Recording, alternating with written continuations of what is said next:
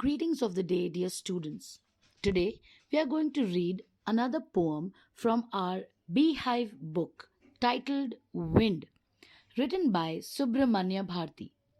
Before we read the poem, let us learn a few things about the poet.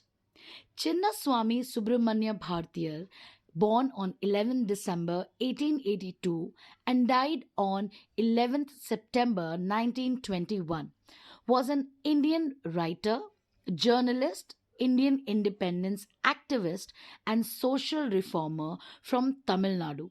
He is popularly known as Mahakavi Bharti and a pioneer of modern Tamil poetry. We remember him as the people's poet, a great nationalist, outstanding freedom fighter, and social visionary of the country. In this poem, Subramania Bharti treats wind, a natural phenomena, as a person, a human being. It symbolizes difficulties, obstacles, struggle, and a menacing power. It, however, gives a strong moral that one must have strength to face the obstacles of life. Otherwise, as the wind destroys weak things, so will be all those who are weak and not strong enough to face the wind.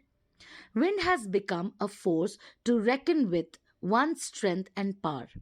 The poet invests the wind human attributes and describes it menacingly.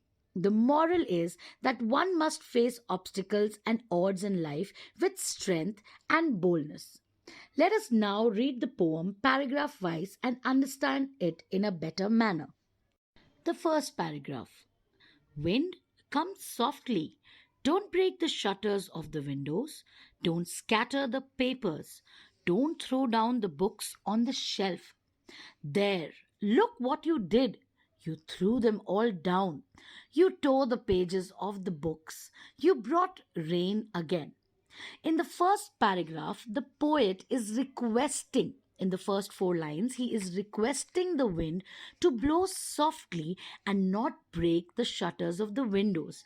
He pleads not to scatter the paper here and there or throw the books down the shelf. But the wind doesn't listen to the poet. So, in the last three lines of the first paragraph, the poet becomes a little angry at the wind and rebukes the wind for doing all these things. He says that the wind has torn the pages of the books, it has thrown everything here and there, and it has also brought rain with it. The poet becomes angry at the wind in the last three lines of the first paragraph. Paragraph 2. You're very clever at poking fun at weaklings. Frail, crumbling houses, crumbling doors, crumbling rafters, crumbling wood, crumbling bodies, crumbling lives, crumbling hearts.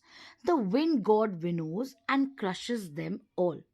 In this paragraph, the poet calls the wind as clever to make fun of the weak and weak crumbling houses.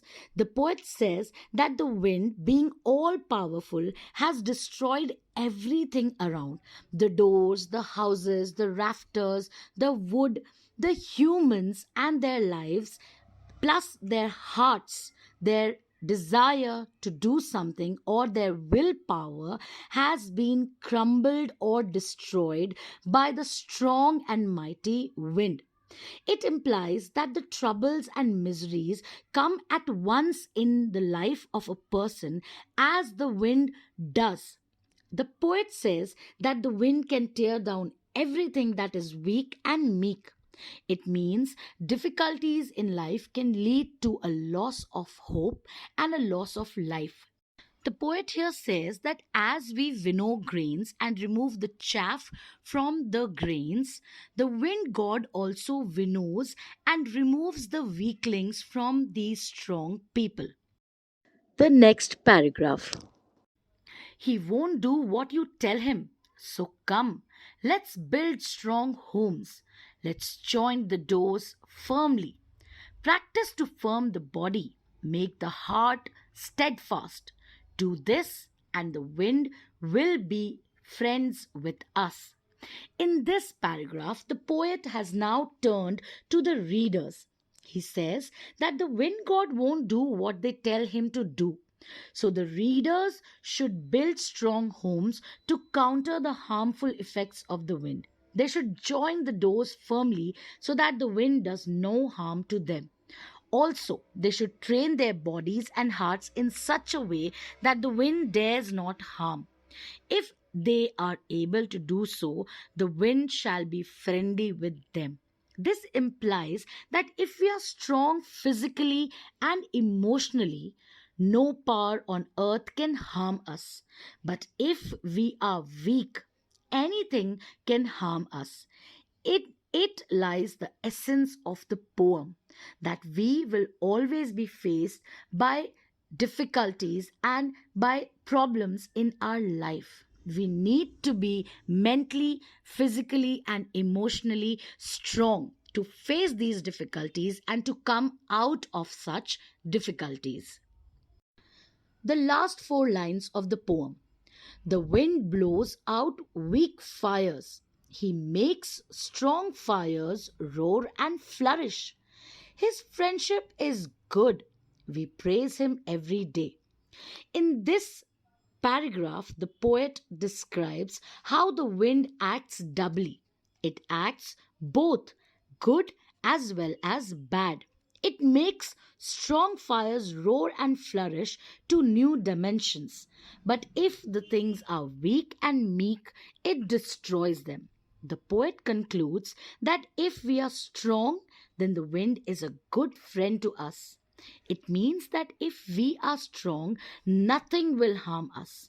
But if our characters are weak, we will be troubled by everything around us. We should therefore build ourselves strong in every way so that nothing can harm us. Then even the wind god shall be our friend. This poem, Wind, teaches us to be strong.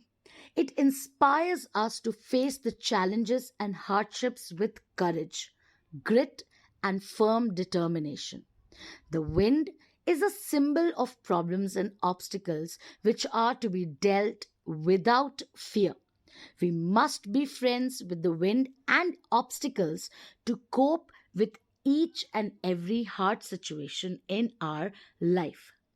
So that'll be all for today's class. Until we meet again, stay safe, stay healthy, keep learning, and be strong in all the adversities in your life.